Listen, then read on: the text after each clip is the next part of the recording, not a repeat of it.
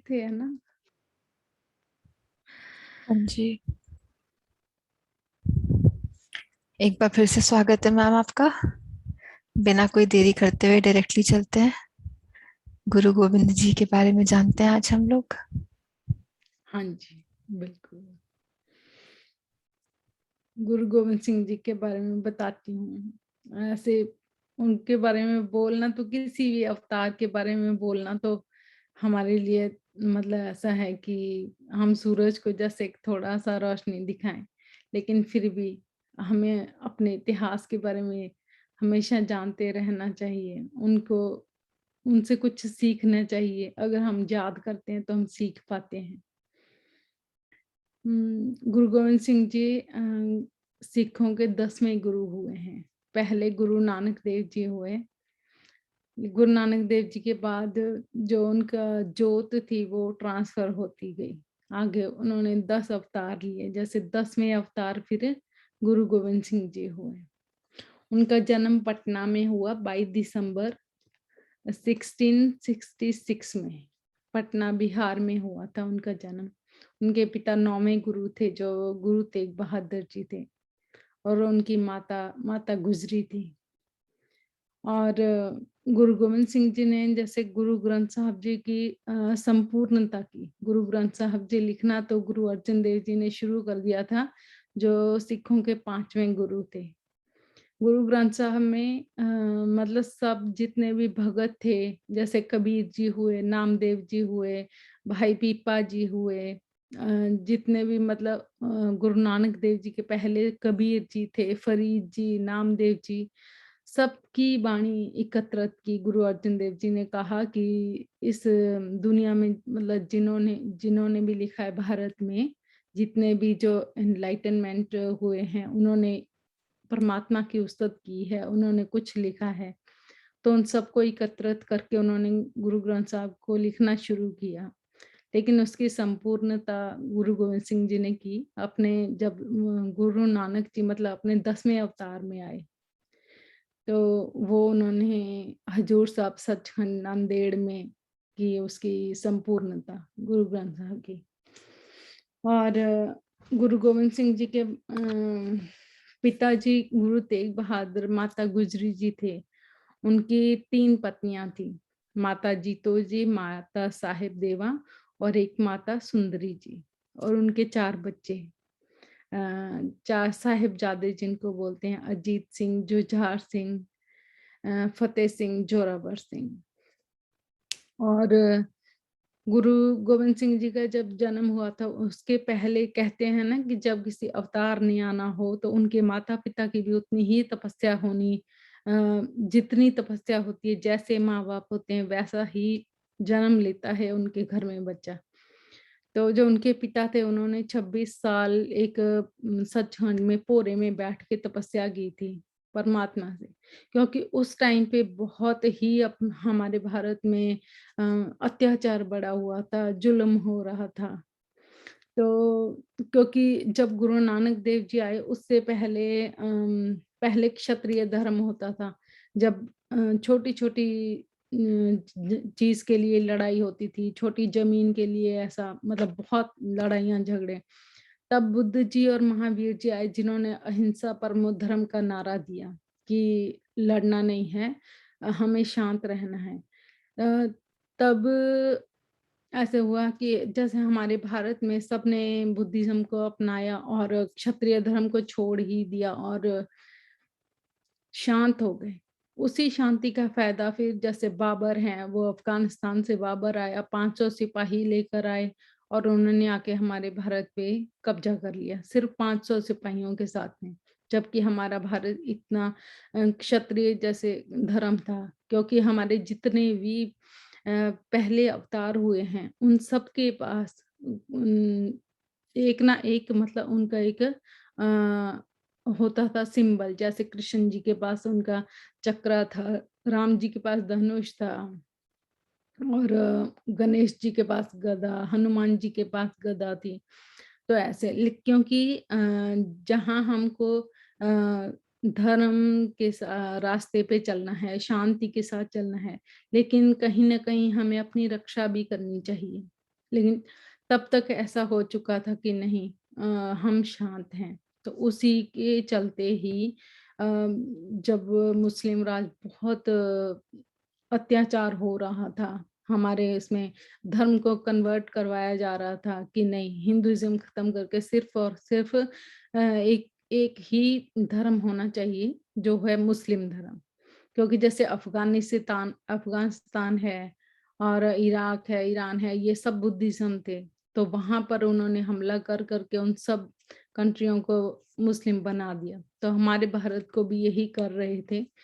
तब गुरु गोविंद सिंह जी का जब जन्म हुआ और फिर उन्होंने पटना में जन्म लिया। पटना के बिहार में, वहाँ से अ, एक तलवार उठाई, मतलब उन्होंने कि नहीं, धर्म के लिए, क्योंकि उनका जन्म, जो उन्होंने अपने जन्म की जीवन कथा लिखी है, उसमें लिखा है कि मैं पिछले जन्म में तपस्या कर रहा था, मेरा मन नहीं कर रहा था, लेकिन परमात्मा ने कहा कि तुझे इस दुनिया में जाना पड़ेगा और जाकर जुल्म के खिलाफ लड़ना पड़ेगा। तब गुरु गोविंद सिंह जी बोलते कि मैंने परमात्मा से कहा कि ठीक है, मैं जाता हूँ, लेकिन आप मेरे साथ रहोगे। मैं अकेला कुछ नहीं कर सकता। तो परमात्मा ने अपना पुत्र बनाकर मुझे इस धरती पर भेजा और जितने भी उनके आस-पास तपस्या कर रहे थे, वो सब लोग गुरु गोविंद सिंह जी के साथ इस धरती पर आए। जो उनके बच्चे बनकर आए, उनकी पत्नी बनकर आए, या उनके सिख बनकर आए, जिन्होंने कुर्बानियाँ दी, शहीदियाँ दी, ताकि हमारा देश एक मुस्लिम राज बनने से बच सके। हम ताकि हमारे मंदिरों की घंटियाँ बच सकें, हमारे जो जिस धर्म में है, जिसको मानता है, वो बच सके, एक होने से बच सके। तो जब गुरुजी का जिस दिन जन्म हुआ था, तब अम्बाला के एक भिखन शाह मुस्लिम पीर था। वो जैसे मुस्लिम लोग जब जहाँ सूरज डूबता है उस तरफ नमाज़ पढ़ते हैं। लेकिन जिस दिन गुरुजी का जन्म हुआ, उसने पूरब की तरफ मुख करके नमाज़ पढ़ी। तो उसको सबने पूछा कि भिखन शाह, आज क्या हुआ? इस तरफ मुँह करके आप नमाज़ पढ़ रहे हो? तो उन्होंने बोला कि नहीं, अल्लाह का जन्म पूरब की तरफ हुआ है, क्योंकि वो एनलाइटन थे। उनको पता था कि परमात्मा का जन्म हो चुका है। परमात्मा ने किस रूप में जन्म लिया है, किसी एक रूप में। तो फिर वो अपने कुछ चेलों को साथ लेके पटना साहिब गए और वहाँ जाकर उन्होंने बोला कि मुझे दर्शन करने हैं, जो आपके यहाँ बच्चा पैदा हुआ है। तो उन्होंने बोला ठीक है। जो मामा जी थे गुरु गोविंद सिंह जी के, वो लेके आए उनको जब छोटे थे गुरु गोविंद सिंह जी। तो भिखन शाह ने क्या किया, 2 मुट्ठियाँ अपनी आगे कर दी और वो देखना चाहते थे कि ये मुस्लिम राज्य का मतलब नेतृत्व करेंगे या हिंदुओं का। तो उन्होंने एक मुट्ठी हिंदू की रखी, एक मुस्लिम की रखी, तो दोनों उनके आगे कर दी। तो गुरु गोविंद सिंह जी छोटे थे, तो उन्होंने अपने दोनों पैरों से उनकी दोनों मुट्ठियों को छू लिया कि मतलब फिर वो बोले कि हाँ, ये परमात्मा का ही रूप है, ये साझा रहेगा, सबका साझा रहेगा, दोनों धर्मों का। और गुरुजी जैसे फारसी, अरबी, संस्कृत, पंजाबी, ये सारी भाषाओं का उनको ज्ञान था। उन्होंने क्योंकि वो तो परमात्मा का ही रूप थे। और जब जो अशोक राजा था, अशोक राजा भी बुद्धिज़्म को अपना लिया था उसने। उन्होंने अशोक राजा ने ही अपनी तलवार फेंक दी थी गंगा के किनारे में, पटना में, और वहीं गुरु गोविंद सिंह जी ने जन्म लिया और वहीं से वो तलवार उठाई कि मैंने जुल्म के खिलाफ लड़ना है। और जो जैसे हम बोलते हैं कि जो भी लड़ाई होती है, कभी भी वो 3 चीज़ों के लिए होती है, जोरू, जर और ज़मीन के लिए। लेकिन गुरु गोविंद सिंह जी की लड़ाई कभी भी ना ज़मीन के लिए थी, ना औरत के लिए थी, ना ज़मीन के लिए, ना इज़्ज़त के लिए। उनकी लड़ाई सिर्फ़ और सिर्फ़ धर्म के खिलाफ थी। जब औरंगज़ेब था, औरंगज़ेब का भी गुरुजी हमेशा गुरु गोविंद सिंह जी बोलते थे कि नहीं, मैं लड़ाई करना नहीं चाहता, लेकिन आप मजबूर कर रहे हैं। जब गुरु गोविंद सिंह जी 9 साल के थे, तो उनके पिताजी के पास जो गुरु तेग बहादुर जी थे, उनके पास कश्मीर के पंडित आए, क्योंकि तब ऐसा था कि जो औरंगजेब था वो सवा मन जनेऊ उतरवा के फिर खाना खाता था। जनेऊ सवा मन मतलब आई थिंक 40 किलो और उसके ऊपर कुछ होता है। तो वो जनेऊ जो उतरवा के उनको मुस्लिम बना के फिर वो खाना खाता था। तो कश्मीर के पंडित आए कि गुरुजी आप हमें मतलब कोई रास्ता दिखाइए कि मुस्लिम्स बोल रहे हैं, औरंगजेब बोल रहा है कि या तो कोई उच्च का पीर अपना शीश कटवाए शहीदी दे, या फिर आप लोग हिंदू बनो, मुस्लिम बनो, हिंदू से धर्म परिवर्तन करो। तो गुरु गोविंद सिंह जी पास में ही थे। गुरु तेग बहादुर जी बोलते कि बेटा मतलब ऐसी-ऐसी बात है। तो गुरु गोविंद सिंह जी 9 साल के थे मात्र। उन्होंने बोला, पिताजी आपसे बड़ा इस टाइम पीर कौन हो सकता है इस दुनिया में? तो आप ही जाइए। तो गुरु तेग बहादुर जी तभी साथ में चल पड़े और दिल्ली की तरफ आ गए, और उनके साथ उनके सिख भी थे। जब दिल्ली आए तो दिल्ली गुरु तेग बहादुर जी को कई लोगों ने समझाया कि आप क्यों अपना शीश कटवा रहे हैं, क्यों आप मतलब शहीदी दे रहे हैं। तो गुरु तेग बहादुर जी की वाणी है, उन्होंने बोला कि नहीं, बाह जिन्ना दी पकड़िए सिर दीजिए धर्म ना छोड़िए। उन्होंने मतलब ये बोला कि मैंने इनकी बाह पकड़ी है तो मैं अब अपना सिर दे सकता हूँ, तर पहिए धर्म ना छोड़िए। मतलब अब मैं मर जाऊंगा लेकिन धर्म भी नहीं छोड़ूंगा, और मैंने इनकी बाह पकड़ी है तो मैं इनकी बाह भी नहीं छोड़ूंगा। तो तब उन्होंने दिल्ली में, जहाँ आज शीशगंज गुरुद्वारा साहिब है और शीशगंज चौक भी है, तो वहां पे उनके शीश को काटा गया। और उनके सामने उनके पहले 2 सिखों को, एक को रुई में लपेट कर जलाया गया और एक को एक छोटे से, बहुत छोटे से पिंजरे में, मतलब उसमें तीखे औजार लगाकर वहां शहीद किया गया। तो गुरु तेग बहादुर जी बिल्कुल अडोल बैठे रहे, क्योंकि वो तो पता ही था उनको कि ये शरीर तो कुछ है ही नहीं, हम वो आत्मा के तल पे ही जीते थे। और गुरु तेग बहादुर जी का जब शीश कटा तो तब आसमान में बहुत आंधी तूफान बहुत आया, और फिर उनका जो शीश काट दिया गया था, उनका शीश एक मतलब भाई जो जैता जी थे वो उनका शीश लेकर गए गुरु गोविंद सिंह जी के पास। जब गुरु गोविंद सिंह जी के पास अनंतपुर साहब में वो शीश लेकर गए तो उन्होंने पूछा गुरु गोविंद सिंह जी ने कि वहां कोई हमारा सिख नहीं था जिसने मतलब हा का नारा मारा हो, जिसने बोला हो कुछ कि ऐसा करना गुनाह है, क्योंकि लोग तो बहुत इकट्ठा थे। तो उसने बोला कि भाई जाता जी ने बोला कि नहीं, थे तो बहुत लोग लेकिन पहचान कोई नहीं थी कि वो कौन है, क्योंकि उससे पहले सिखिज्म मतलब सब हम एक ही थे। ऐसा तो गुरु गोविंद सिंह जी ने कहा कि नहीं, मैं एक ऐसा खालस पैदा करूंगा, ऐसा खालसा पैदा करूंगा जो हजारों में एक पहचाना जाएगा कि हाँ वो मेरा सिख है। और जो गुरु जी का शीश था, जो धड़ था, मतलब शीश से नीचे का जो शरीर था, उसको वहाँ के एक दिल्ली का ही एक जो जैसे कहते हैं कि बहुत अमीर सेठ था, उन वो लेकर गए उनका शीश शरीर उठाकर, क्योंकि वो रुई का एक बहुत बड़ा गड्ढा जिसको बोलते हैं हम, वो लेकर आ रहे थे।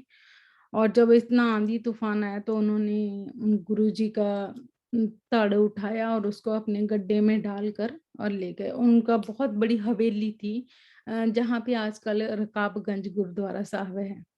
तो वहां ले जाकर उन्होंने सोचा कि मैं इनका संस्कार कर देता हूँ, लेकिन उनको ये भी पता था कि अगर मैं संस्कार करूंगा तो मुझे छोड़ेंगे नहीं, इनको पता चल जाएगा मुस्लिम्स को कि इन्होंने ये संस्कार किया। तो उन्होंने क्या किया, गुरु जी के मतलब वो गड्ढे के साथ अपना हवेली को ही आग लगा दी, पूरी हवेली को ही जला दिया ताकि उनका देह संस्कार हो सके। और वहां आज गुरुद्वारा रकाबगंज साहिब है। और गुरु गोविंद सिंह जी ने 10वीं ग्रंथ लिखा, गुरु ग्रंथ साहब जी की संपूर्णता की, और उन्होंने अ, अपनी वाणी को गुरु ग्रंथ साहब में नहीं लिखा, क्योंकि वो अपने आप को सिर्फ एक परमात्मा का बच्चा समझते थे और अपनी वाणी नहीं लिखी। उन्होंने 10वीं ग्रंथ लिखा जिसमें उन्होंने अपनी वाणी लिखी है। और 10वीं ग्रंथ में गुरु जी ने जाप साहिब लिखा, अकाल उस्तत लिखी, चंडी दीवार लिखी, विचित्र नाटक लिखा, रामा अवतार, कृष्णा अवतार, भगवती दीवार, 24 अवतार की कथा लिखी है। उन्होंने मतलब सबको सम्मान दिया, जैसे भगवती भगवती के बारे में लिखा, चंडी दीवार माता चंडी के बारे में, कृष्णा अवतार के बारे में लिखा है, रामा अवतार के बारे में, सबके बारे में लिखा है उन्होंने 10वें ग्रंथ में। और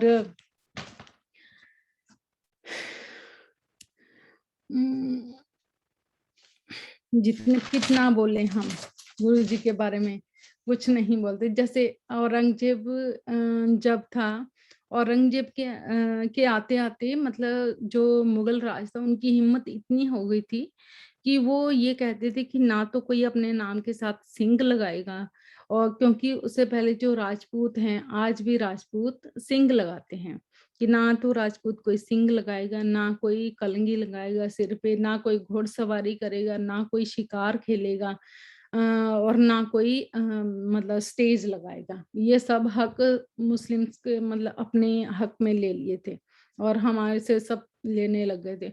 और कहीं ना कहीं उन्होंने हमें इतना गुलाम बना लिया था कि जैसे हमारे हिंदू राजाओं की बेटियों के डोले भी अपने घर लाने लग गए थे। कि जैसे हम जानते हैं कि जोधा बाई का डोला अकबर के वहां पे आया था। तो लेकिन गुरु गोविंद सिंह जी ने कहा कि नहीं, मैं ऐसा ऐसा बनाऊंगा कि जो अब हमारे भारत के लोग गाय जैसे साऊ बन चुके हैं, मैं उनको शेर बनाऊंगा, मैं उनको अमृत छकाऊंगा, उनको शेर बनाऊंगा, और वो सिंग भी लगाएंगे। तो गुरु गोविंद सिंह जी ने इसीलिए कलंगी भी लगाई, शिकार भी खेला, घुड़सवारी भी करी।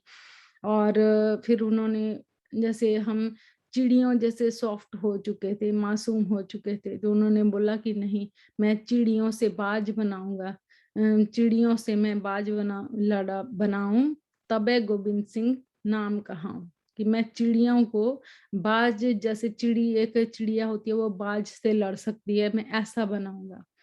और उन्होंने एक एक को 1.25 लाख के साथ लड़ाया।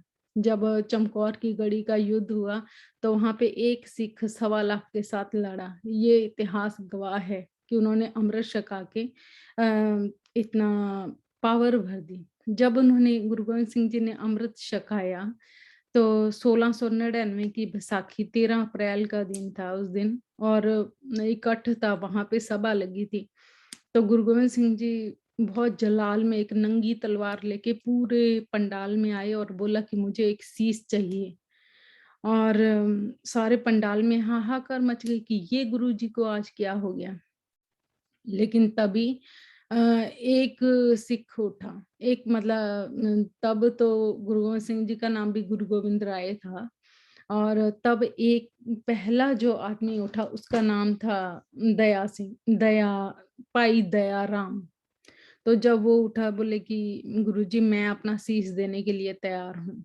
तो गुरुजी उनको अंदर लेके गए, और बाहर जब आए तो एक खून से लथपथ तलवार को लेके बाहर आए। बाहर आके फिर बोला मुझे एक शीश और चाहिए। तो जो थोड़े और लोग भाग गए, कि लोग हफड़ा दबड़ी मच गई, भागने लग गए कि नहीं कहीं हम ना हो। ऐसे करके 5, उनमें से 80,000 की गिनती में से 5 लोग निकले, जो बोले कि हम अपना शीश देने के लिए तैयार हैं। उन 5 का शीश गुरुजी ने अंदर ले जाके काटा। फिर उनके अमृत जो बनाया था उन्होंने, 5 बाणियां पढ़ के उस जल के ऊपर, आज हम जानते हैं, जहाँ रिसर्च कर रही है साइंस की, पानी के ऊपर अब जो भी हम बोलते हैं उसमें पानी में जाता है। लेकिन गुरु गोविंद सिंह जी ने तब कर दिया था कि उन्होंने पानी जल के ऊपर बाणी पड़ी, उसमें माता जी ने पताशे डाले, और वो जल को अमृत, बाणी की इतनी ताकत थी कि वो अमृत बन गया। और वो उन 5 को फिर छकाया, उनको जिंदा किया, उनके आंखों में छिट्टे मारे, सिर में मारे, और ऐसे उनको अमृत छकाने के बाद फिर उनको उनके नाम के साथ सिंह लगाया। जैसे भाई दया राम थे तो उनको दया सिंह बनाया, दूसरे धर्म ये धर्म सिंह थे, तीसरे हिम्मत सिंह, फिर मोहकम सिंह, और फिर साहिब सिंह, ऐसे 5 प्यारे बने। और फिर जब उनको सिखाया तो गुरु गोविंद सिंह जी तो खुद गुरु गोविंद राय थे। फिर उनको बोला कि अब आप मुझे अमृत छकाओ, आप पाँचों मुझे अमृत छकाओ। तो जब उनसे फिर गुरुजी ने अमृत छका तो फिर अपने नाम के साथ उन्होंने गुरु गोविंद सिंह लगाया। तभी गुरु गोविंद सिंह जी को बोला जाता है कि वाहो वाहो गोविंद सिंह आपे गुर चेला, क्योंकि इससे पहले जो भी गुरु हुआ वो सिर्फ गुरु रहा और जो चेला हुआ वो सिर्फ चेला रहा। तो गुरु गोविंद सिंह जी ने वो बनाया कि वो गुरु भी बने उनके, लेकिन फिर उनके चेले भी बने। तो जब अमृत छकने लगे तो भाई दया सिंह जी बोलते हैं कि गुरुजी हमने तो अमृत छकने के लिए अपना अपना शीश दिया है, आप क्या दोगे, आप कीमत क्या दोगे अगर हम आपको अमृत छकाएंगे तो गुरुजी ने बोला कि मैं इस धर्म की लड़ाई में, जो धर्म की लड़ाई है उसमें अपना एक पिता तो ऑलरेडी शहीद करवा चुका हूँ और मैं अपना पूरा परिवार दे दूंगा, मैं अपने आप दे दूंगा, अपने बच्चे दे दूंगा इस धर्म की लड़ाई में। तो ये उन्होंने करके दिखाया। उनके चारों बच्चे शहीद हुए। जो बड़े साहिबजादे थे वो जब अनंतपुर साहिब के किले में गुरु गोविंद सिंह जी को 6 महीने का मुस्लिम्स ने घेरा डाल रखा था। उनके किले को कैद कर लिया गया था और बोला कि आप ये किला खाली कर दो। गुरुजी नहीं करना चाहते थे, उनको पता था कि ये हमें मतलब हम पे हमला करेंगे। तो लेकिन कई सिख बोलते कि नहीं, अब ये कुरान की कसमें खा रहे हैं। गाय बना के, गाय मतलब मिट्टी की आटे की गाय बना के उसकी कसम खा रहे थे कि हम गाय की कसम खाते हैं कि हम हमला नहीं करेंगे, आप ये किला खाली कर दें। लेकिन गुरुजी को तो पता था कि ये सब जो भी कस्में खाई जा रही हैं ये सब झूठ हैं, लेकिन फिर भी गुरुजी अपने जो उनके चेले थे उनकी भी उनको माननी पड़ी। तो उन्होंने रात को जब किला खाली किया, लेकिन गुरु गोविंद सिंह जी ने किला खाली इसलिए किया कि जब उन्होंने कुरान शरीफ की कसम खाई तो गुरु गोविंद सिंह जी नहीं चाहते थे कि किसी धर्म ग्रंथ के ऊपर एक सवाल पैदा हो, क्योंकि कुरान शरीफ एक धर्म ग्रंथ है। कि लोग ऐसा बोलें कि गुरु गोविंद सिंह जी ने धर्म ग्रंथ की भी कदर नहीं की, जब उसकी कसम खाई गई थी तो खाली नहीं किया। तो इसलिए गुरु गोविंद सिंह जी ने फिर कुरान शरीफ की कसम उनके खाने के बाद वो किला खाली करने का सोचा। जब किला खाली किया तो जो बड़े साहिबजादे थे वो गुरु गोविंद सिंह जी के साथ, फौजें आदि उनके साथ हो गए। और जनवरी का महीना था, पूरी ठंड, पंजाब में बहुत ठंड होती है तब।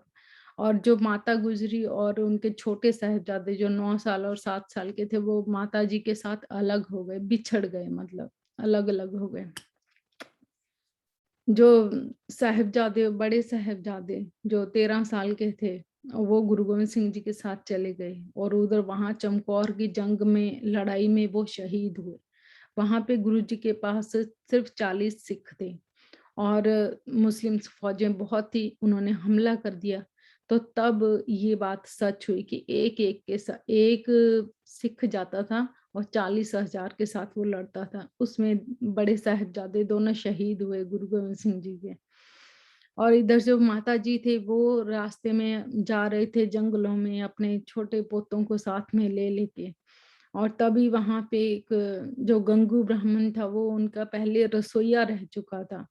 तो माता जी ने एक्चुअली, जो होता ये है कि जब हमें, हमारे जो गुरु होते हैं उनको सब पता होता है क्या होने वाला है। तो गुरुजी ने जितना भी सोना था, जो भी घर में मोहरें पड़ी थी सोने की, सब जितना सामान था वो बोला था कि ये सरसा नदी में बहा दो।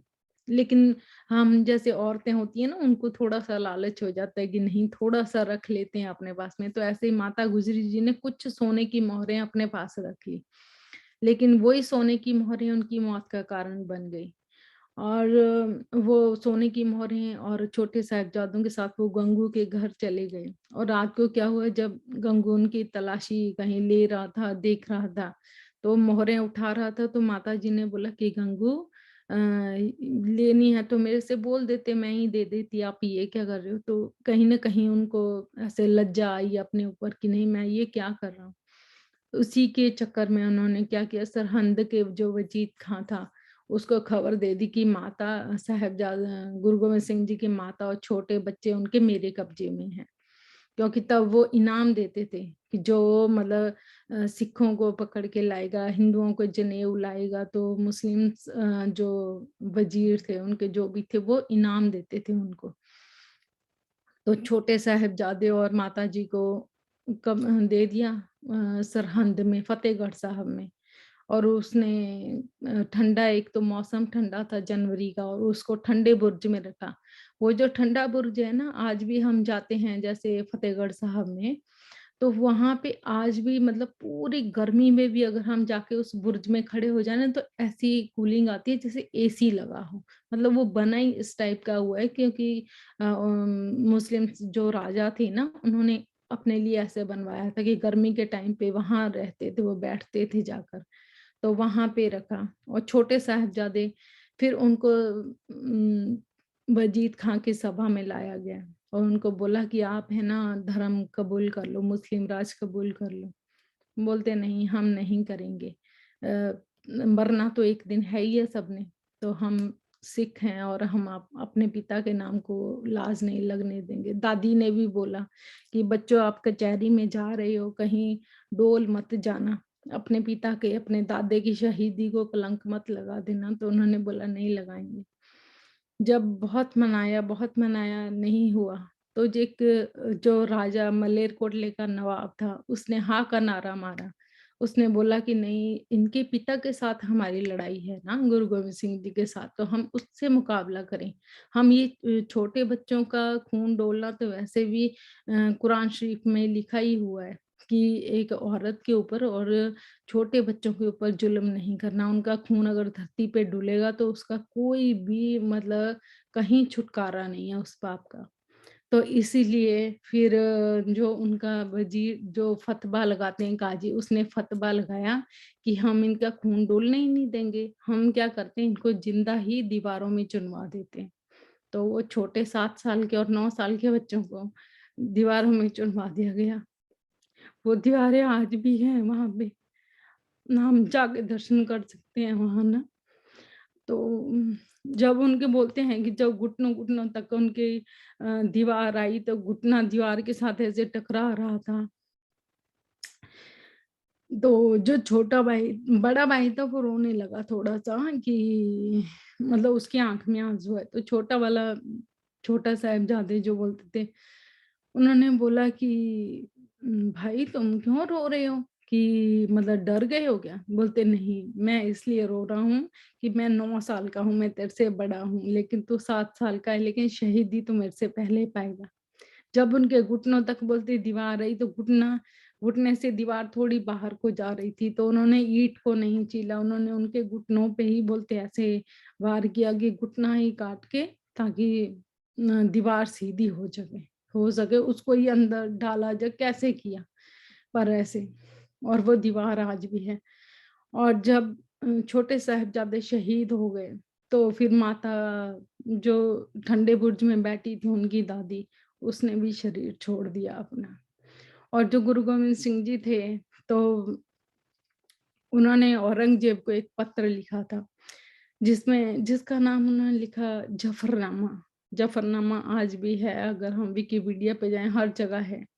जफरनामा में उन्होंने औरंगजेब को लिखा है कि मेरे पास ना साजो ना ताजो ना बाजो, मेरे पास आज कुछ भी नहीं है, लेकिन मैं फिर भी तेरे से मतलब जीता हुआ हूँ मैं। क्योंकि गुरु गोविंद सिंह जी ने 14 युद्ध लड़े और 14 के 14 ही युद्ध जीते हैं उन्होंने, कोई युद्ध नहीं हारे। लेकिन आखिर में जब वो घर से बेघर हो गए, उनके बड़े बच्चे भी शहीद हो गए, छोटे छोटे बच्चों को भी खबर मिली कि शहीद हो गए, तो जफरनामा एक फारसी में लिखी उनको चिट्ठी, क्योंकि औरंगजेब फारसी जानता था। औरंगजेब ने लेकिन वो चिट्ठी नहीं पढ़ी, पकड़ी नहीं। 6 महीने तक जो चिट्ठी लेकर गया था, वो औरंगजेब के उसके हॉल के बाहर बैठा रहा। तो लेकिन जो औरंगजेब था वो भी इनलाइटन थे, मतलब हमेशा मतलब अपने जैसे एस्ट्रल ट्रैवल करते थे सुबह सुबह, जैसे सुबह की नमाज के टाइम पे। तो गुरु गोविंद सिंह जी ने फिर एक दिन उनको वहां गए, मतलब गुरु गोविंद सिंह जी भी एस्ट्रल ट्रैवलिंग करके वहां गए और बोला कि मेरा सिख जो बाहर बैठा है उसकी चिट्ठी लेके तुम पढ़ो। तो फिर औरंगजेब को पढ़नी ही पड़ी, क्योंकि वहां तो फिर उनका कोई था ही नहीं। आके जैसे जैसे औरंगजेब का जो आगे बैठा जो वजीर था उनका, वो चिट्ठी सुना रहा था, उस चिट्ठी में उन्होंने लिखा है, औरंगजेब तू बहुत अच्छा है, क्योंकि और गुरु गोविंद सिंह जी ने जो उसमें गुण थे उसकी तारीफ भी की है, क्योंकि औरंगजेब धर्मी था।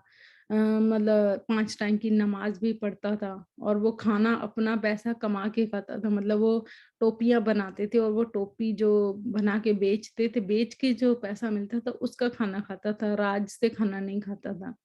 तो उसकी तारीफ भी की है कि तुम अपने धर्म का पक्का है, 5 टाइम का नमाजी है, सब तेरे में बहुत अच्छे गुण भी हैं, लेकिन तुमने जो किया है वो गलत किया है। तुमने इंसानों को मतलब मारा है, अपना सिर्फ धर्म फैलाने के लिए, कि नहीं सब बस अल्लाह ही बोले, कि कोई राम ना बोले, गोविंद ना बोले, हरि ना बोले, कृष्णा ना बोले, सिर्फ वो बोलने के लिए तुमने इतने किए। और अभी तो तुमने एक छोटे छोटे बच्चों तक को नहीं छोड़ा है, छोटे बच्चों को भी मार दिया।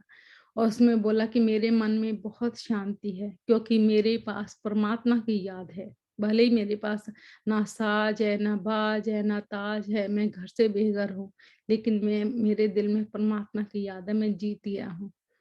जैसे जैसे औरंगजेब ये सुनता गया ये जफरनामा, वैसे वैसे वो एकदम निढाल होता गया, और वो अपने आखिरी दम तक वो बेड से नहीं उठ पाया। वो कलम ही गुरु गोविंद सिंह जी की जो कलम से वार किया था औरंगजेब पे, वो ही उसकी मौत का कारण बना।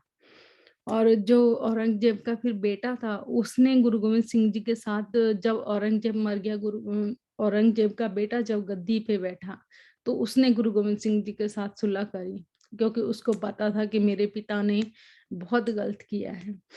और जब उनके साथ था, तो जो सरहंद का सूबा था, जो भजीत खां, उसको पता चला कि औरंगजेब का बेटा तो गुरु गोविंद सिंह जी के साथ अब सुलह कर ली है, उनके साथ रहता है, मतलब अच्छे से बातचीत करता है। उसको लगा कि कहीं अब मेरा क्या होगा, क्योंकि मैंने साहबजाद छोटे बच्चों को शहीदी दी है।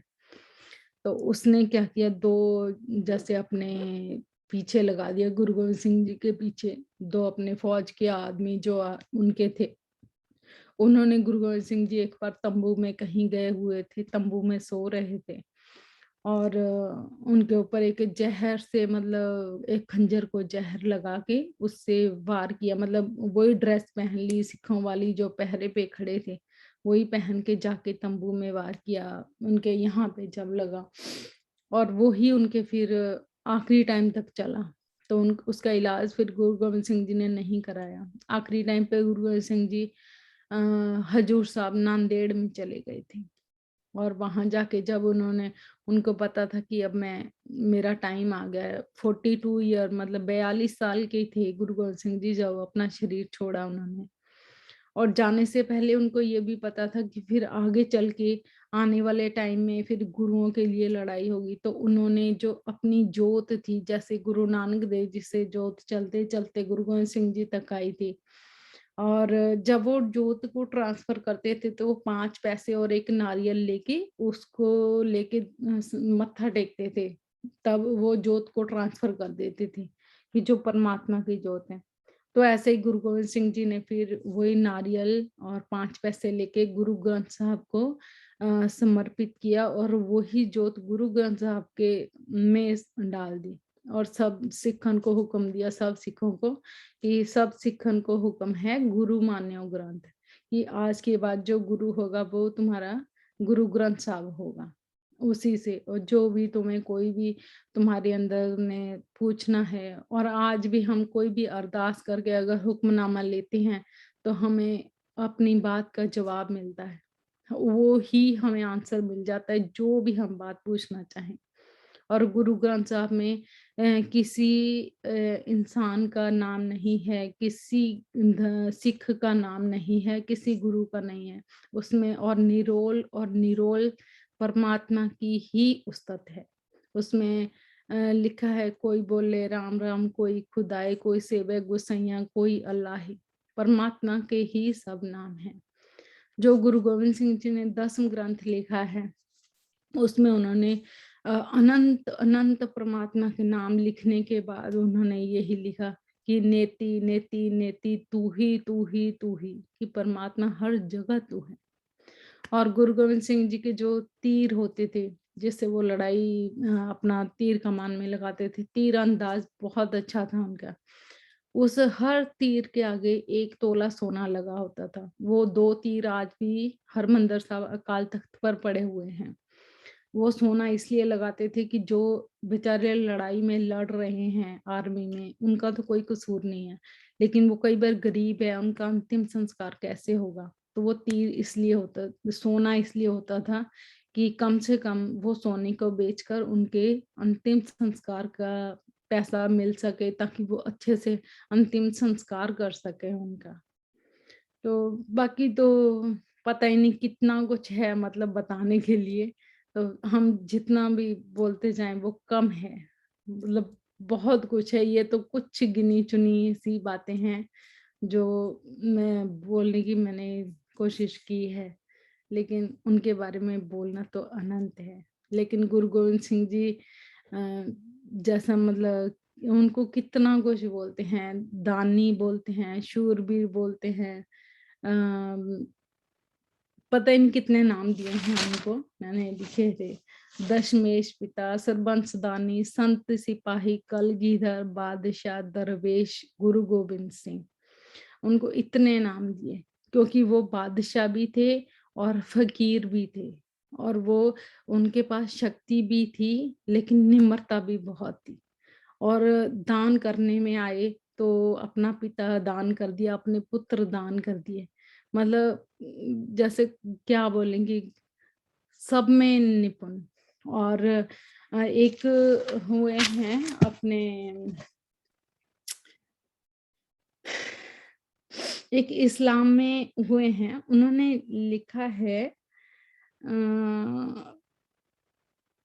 छाए जाती एकता अनेकता बिलाए जाती, होवत कुचिलता कतेबन कुरान की। कि अगर गुरु गोविंद सिंह जी नहीं होते तो सिर्फ और सिर्फ कुरान ही, हमारे देश में भी कुरान ही पढ़ा जाता, क्योंकि हम देखते हैं कि सबसे बड़ी बुद्धिस्ट जी की मूर्ति अफगानिस्तान में थी, जो अभी कुछ साल पहले तोड़ी गई है।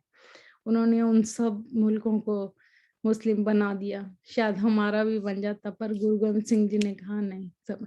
और जब औरंगजेब बोल रहा था कि मैं हिंदू धर्म को खत्म करके एक बनाना चाहता हूँ, मतलब एक सिर्फ मुस्लिम राज्य रहेगा, तब गुरु गोविंद सिंह जी ने कहा तुम 2 से 1 बनाना चाहते हो, मैं 2 से 3 बनाऊंगा, मैं एक और धर्म पैदा करूंगा, जो तब फिर सिख धर्म पैदा हुआ उसके बाद।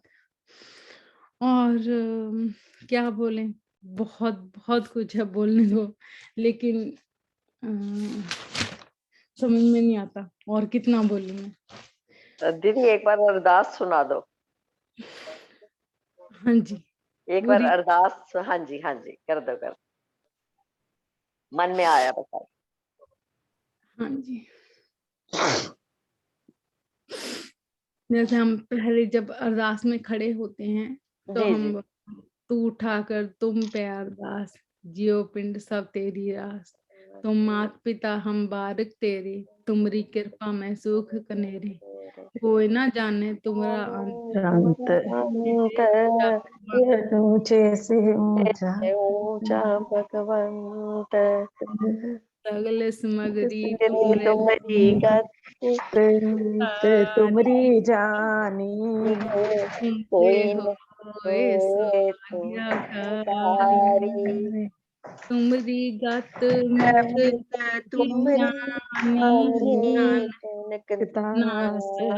दास सदा कुर्बानी।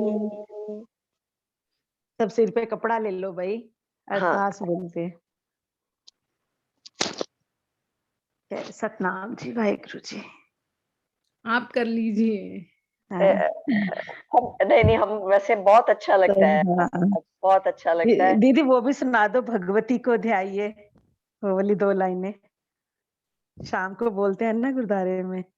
प्रथम भगवती से मैं गुरु नानक लेते आए, फिर अंगद गुरदे अमरदास, रामदास ही होई सहाय, एक्चुअली जब अरदास होती है तो हम बोलते हैं कि प्रथम भगवती सिमर कर, हम बोलते सिमरिए। हैं भगवती माँ। हाँ जी, हाँ भगवती जी, मतलब शक्ति। गुरु गोविंद सिंह जी शक्ति। ने यही जी। बोला कि सबसे पहले शक्ति को आराध के प्रथम भगवती सिमर के गुरु नानक लेके कनक आए, लेते आए हैं। हाँ फिर जी। अंगद गुरते अमरदास, रामदास सही हुई सहाय, अर्जन हर गोबिंद नु सिमरहो श्री हर राय, श्री हर कृष्ण ध्याइए ये जिस जिस डिठे डिठे सब सग सब दुख जाए, वाह जाए। वाह वाह वाह। वह दर सिमरिए कर नौ निदावे ताए, कविताएं। सब थाई हुई सहाय।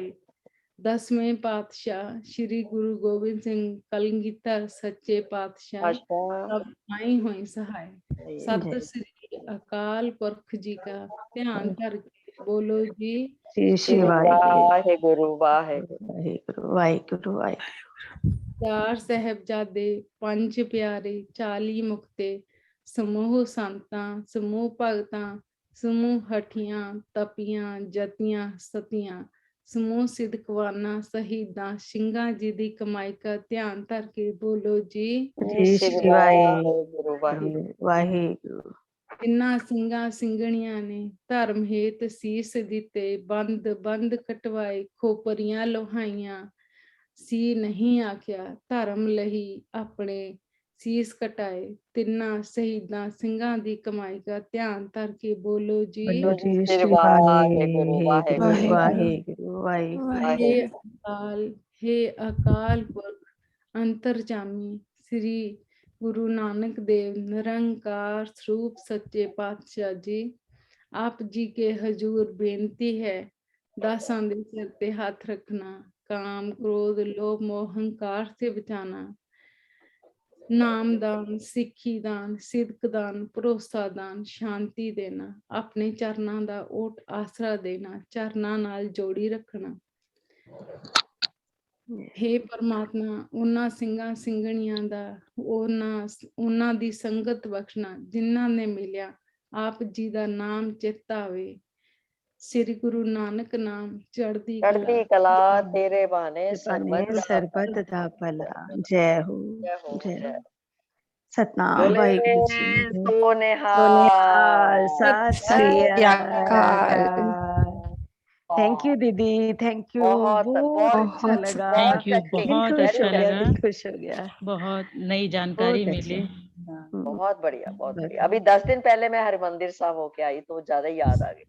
मैं दीदी नांदेड़ हाँ। साहब भी गई हुई हूँ। अभी 10 दिन मैंने पहले नांदेड़ साहब जी के दर्शन करे हैं। बहुत अच्छा बना हुआ गुरुद्वारा, बहुत अच्छा। इतनी ज्यादा शांति है वहां पे भी, बहुत ही ज्यादा सुंदर है वो भी गुरुद्वारा। लाइव है जो हरमंदिर साहब है उसका हाँ जी। इतिहास है ना हाँ कि जी। जो हरमंदिर साहब है जब अंग्रेज थे, अंग्रेज भी हरमंदिर साहब पे कब्जा नहीं कर पाए थे। जी तो जी। उन्होंने देखा कि मतलब हरमंदिर साहब में ऐसा क्या है कि जो सिख लोग हैं वो आगे आ जाते हैं मरने मारने के लिए कि हम मर जाएंगे, कब्जा नहीं होने देंगे। तो तब है ना एक अंग्रेज वहां पे रात को जाके रुका, उसने देखा कि क्या है। तो वहां पे फिर उसने देखा कि एक लाइट आती है रात को वहां पे ना 3 बजे के बाद ना वहां पे एक प्रकाश आता है जो हरमंदिर साहब में आता है।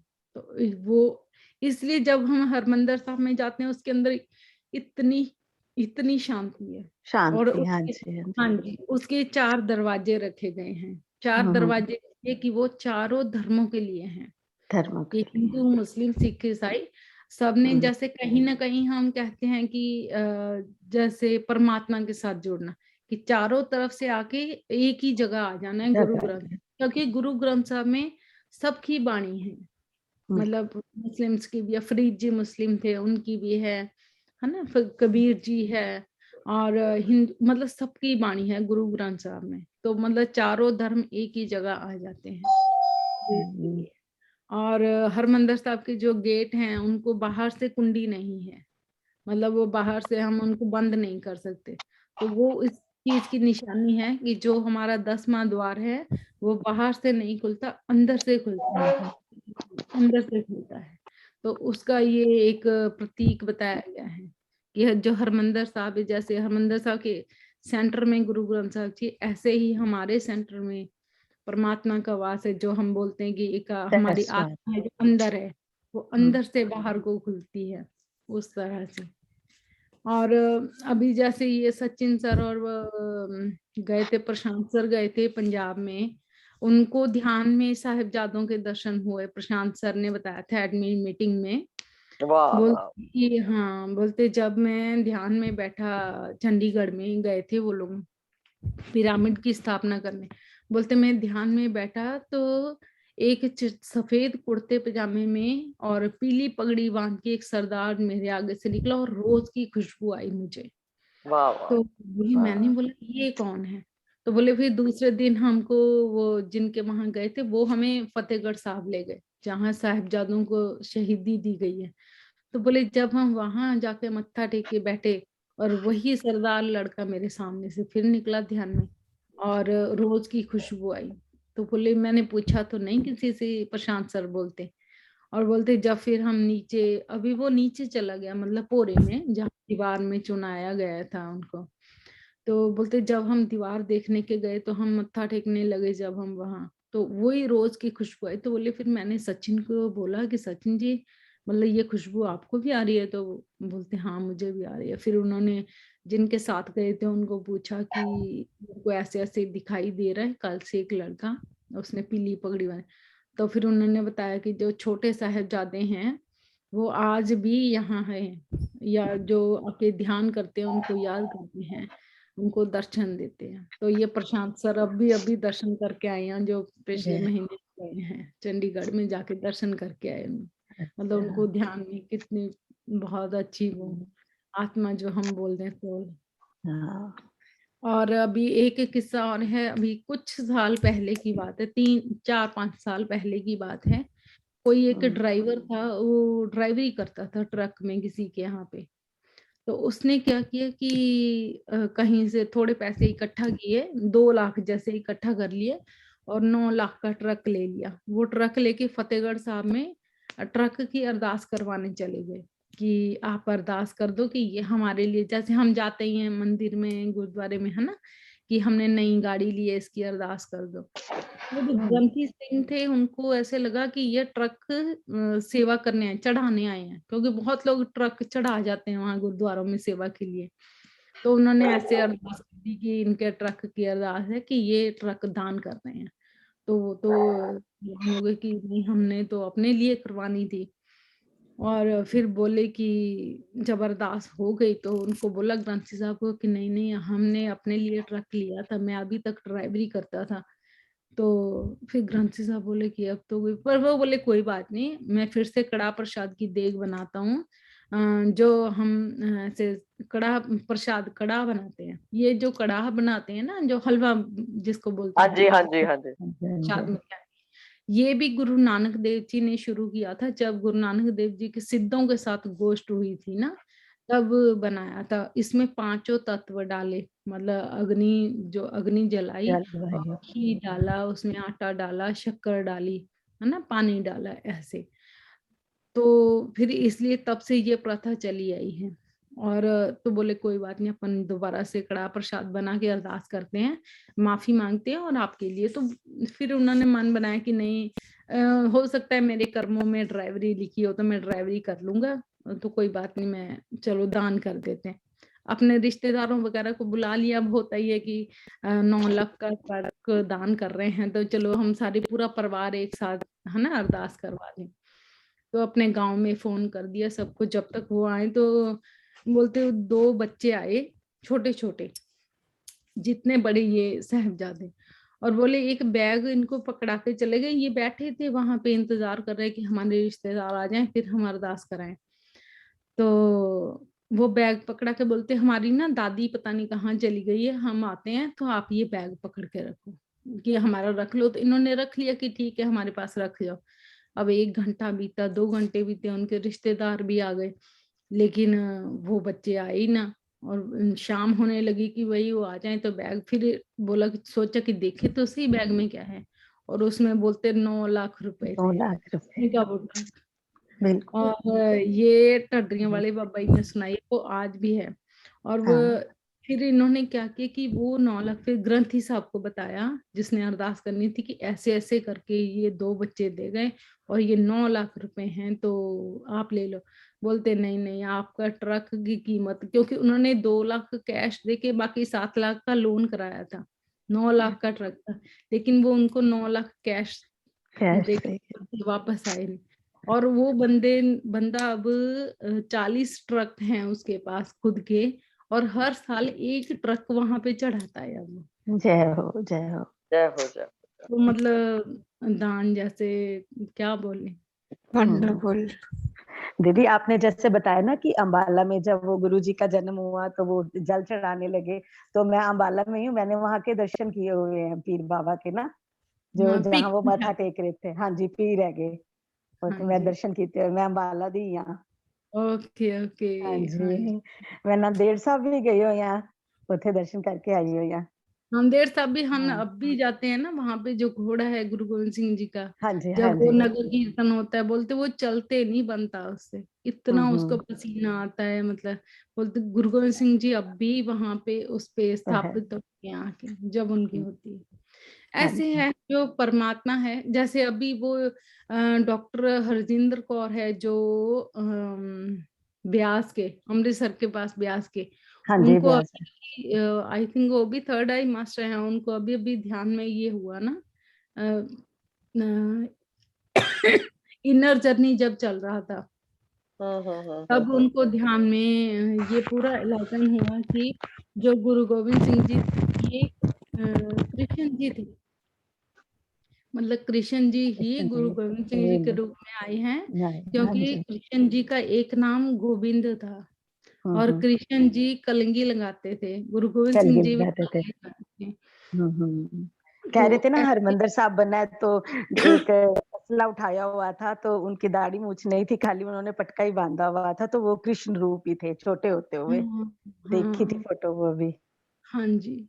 हाँ और जी बोलते जो 5 प्यारे थे ना, जो हाँ जी। जिन्होंने अपना शीश दिया था जो अमृत का, तो वो हम्म, 5 प्यारे जो थे वो पांडव 5 पांडु थे। पांडव पांडव थे। हाँ हाँ, जी पांच हाँ जी। पांडव, क्योंकि जी जी वो जी। हेम पांडव थे। जो हेमकुंड साहब में जहाँ गोविंद सिंह जी ने पिछले जन्म में तपस्या की थी ना, हाँ जी, वहां पे पांडवों ने जो अज्ञातवास था ना, 5 वहां पांडवों पे। का हाँ जी हाँ अज्ञातवास, जी हाँ जी। वहां पे उनकी वो हाँ, कुटिया है, वो अभी भी है, मैंने भी दर्शन किए हैं। जब अच्छा अच्छा। हेमकुंड साहब अपन जाते हैं ना, कभी हाँ आप जी हाँ जाओ, जी।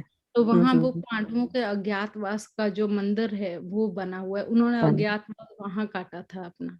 हम्म, वो 5 पांडु थे जो 5 प्यारे बने फिर। पांच। हम्म। और दीदी हम्म। एक शाम को ये बोलते हैं गोपाल तेरा आरता। हाँ हाँ, वो आरती है ना, आरती।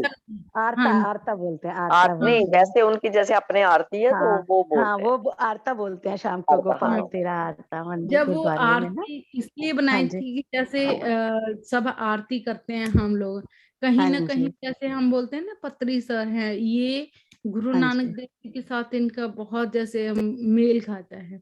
तो गुरु अच्छा। नानक देव जी बोलते थे कि जैसे हम आरती करते हैं, हम एक मूर्ति की आरती करते हैं, एक हाँ मूर्ति जी, बना के आरती, लेकिन परमात्मा की आरती तो पूरा ब्रह्मांड ही कर रहा है। ब्राह्मण भी करता है। बिल्कुल चांद बिल्कुल। तारे हैं उसके, है ना, बिल्कुल। ये सारे मतलब क्या बोले कि दीवे हैं, और ये दीव है। परमात्मा की आरती कर रहे हैं दिन रात। जो दीव। दिन और रात है, धरती है ना, सूरज चंद्रमा, ये सब किसके आसपास घूम रहा है? परमात्मा के आसपास। परमात्मा। तो गुरु नानक देव जी ये कहते थे कि ये करने से क्या होगा, क्योंकि पूरा ब्रह्मांड ही परमात्मा की आरती कर रहा है। परमात्मा करता है, और जो बिल्कुल एक ठीक। गोपाल तेरा आरता है, वो एक हाँ जी तन्ना जाट था, एक हाँ जी तन्ना जाट जो था ना। हाँ जी हाँ जी, जाट लोग पंजाब जो में होते हैं वो थोड़े से बेचारे सीधे, मतलब बहुत सीधे थे। हाँ दिमाग नहीं चलाते वो लोग, हाँ हाँ, सीधे। बिल्कुल।